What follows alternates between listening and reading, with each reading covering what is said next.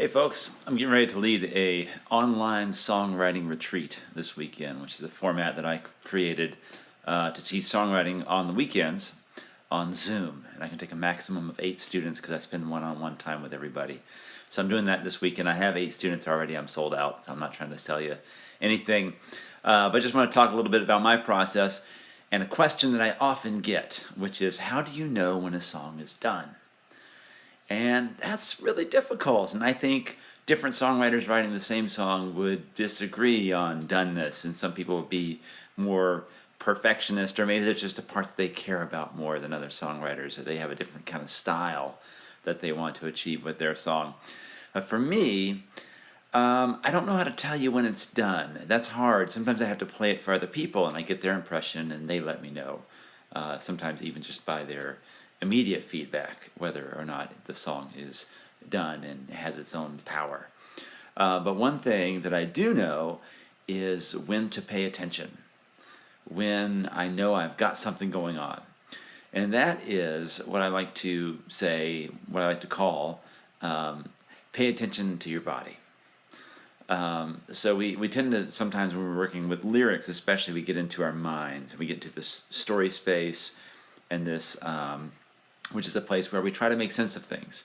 So in a novel, people don't just get killed for no reason. In real life, they do, unfortunately, and things happen and you can't really figure out who's to blame or how do you justify this thing happened. But in fiction, we always have a reason. That's because our brains want to create meaning out of everything, and especially those very heavy, dramatic things like death and war and love and things like that, right?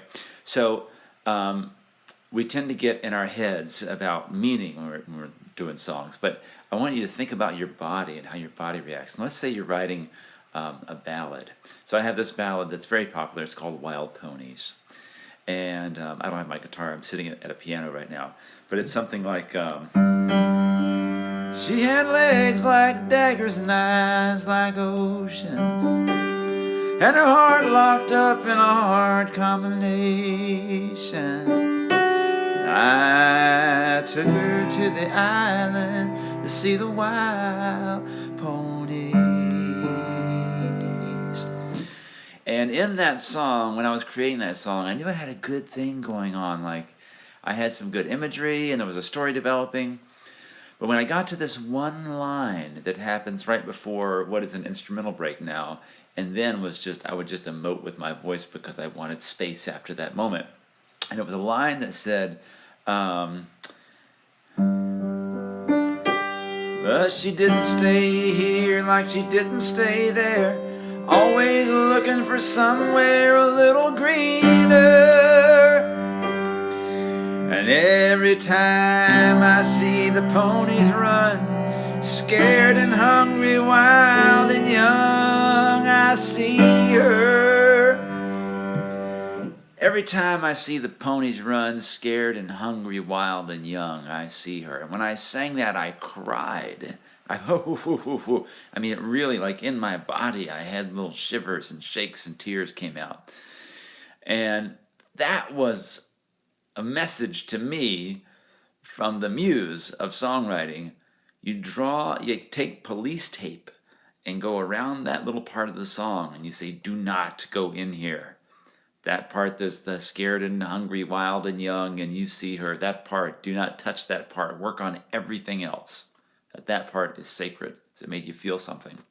Another example, I wrote this song called We Used to Be Birds, and it has a cool guitar riff. I think it's a cool guitar riff. I hope you think it's a cool guitar riff too. And it's something like, on the piano, I don't know, it would be like,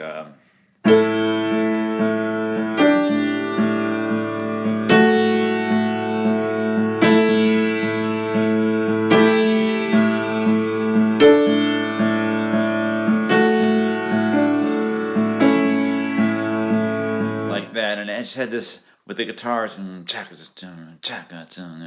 backbeat to it, and it made me feel something. I moved my body and I tapped my foot, and so I kept that riff around for a long time, waiting for words to show up because that riff made me feel something. It made me feel good, but it also made me feel like there was a story or a feeling or there were words that would someday um, or they wouldn't match the song necessarily, but the music would inspire words eventually, because it had this very big, sort of airy, epic, cinematic feel to it, and it ended up that the song really feels that way too. It feels very large. It feels like the sky. We used to be birds, right? So one more example. I was writing a song with my friend Corin Raymond called "The Law and the Lonesome." It's a very dark tale of a guy who's been in a lot of trouble in his life, and he's in trouble again. And it goes with the wrath of the law and the lonesome above you, and all those who love you behind. Storm in your rear view and darkness before you. Where will you fly to this time? Only Jesus will go down the road that you're burning, and you should be turning to Him. And when my friend Corin, who designed that melody, when he went way up there, and he's using his falsettos, and it has this mournful cry to it, and I just got goosebumps all over my body. I was like, oh my God, that's incredible. And at the time, he was literally mumbling nonsense in the driver's seat. He was going, if someone said, go and not get it is, son, kind of sign. But I could feel it. I could hear that was something.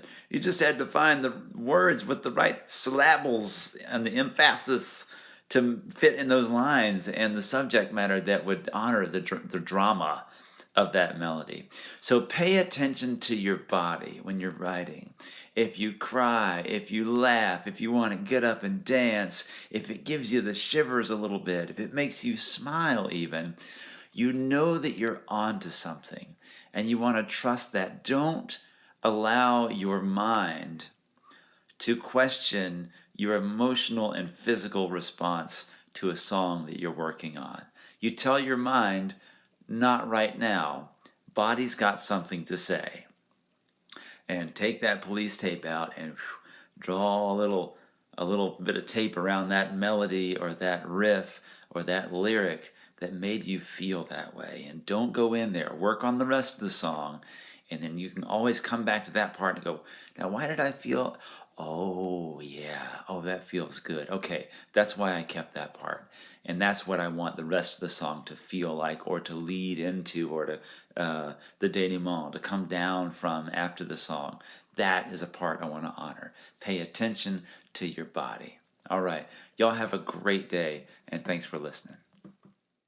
I should totally promote my show. I'm forgetting what I'm doing. If you like the way I think about music, and you like songs that make you feel things, I think you would love my songwriting, and I think you would love my band. And we play every Wednesday night, 7 to 10 p.m. Eastern Time, here on youtube.com/Jonathan Byrd-Music on my channel. You can subscribe.